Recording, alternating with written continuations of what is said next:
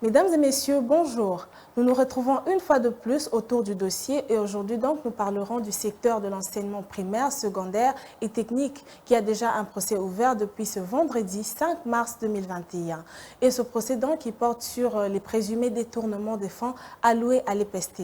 Rappelons qu'en mars 2020, il y a eu au moins 17 personnes qui ont été citées dans un communiqué ou un rapport qui a été publié le 18 novembre. Mis à part cela, il y a aussi l'inspection générale des finances qui a noté ce supposé détournement de 62 milliards de francs congolais et aussi l'utilisation des fausses factures. Le dossier nous en dira plus. Suivant.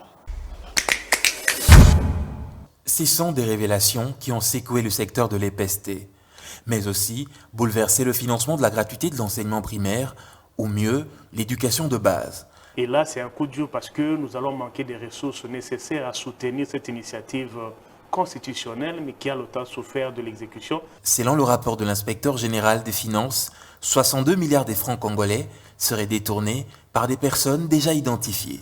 Mais quand vous creusez combien ceux qui sont auteurs de ces faits fractionnels de corruption et autres là, combien ils ont gagné, je ne pense pas qu'ils aient atteint 1 million. Ce détournement aurait même ralenti l'apport financier de la Banque mondiale qui ramenait une enveloppe de 800 millions de dollars pour le secteur de l'éducation. À cause des petites sommes d'argent dérisoires, on sacrifie toute une population, on sacrifie toute une promesse, toute une génération.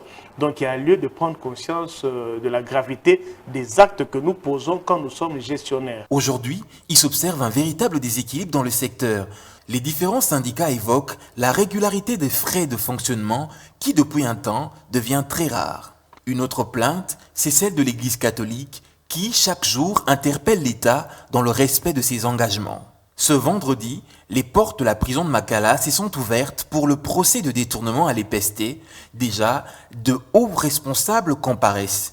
Il s'agit de l'inspecteur général Michel Djamba et d'Elon Kampaï, directeur général au CECOP, Service central d'organisation de la paie des enseignants à l'EPST. Rappelons que pour les prévisions de dépenses du projet de loi des finances 2021, une enveloppe de 2000 milliards 406 milliards 346 millions 504 960 francs congolais pour le secteur de l'EPST.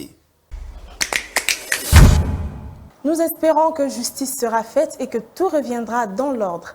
Merci d'avoir été nombreux à nous suivre. Retrouvons-nous au prochain rendez-vous.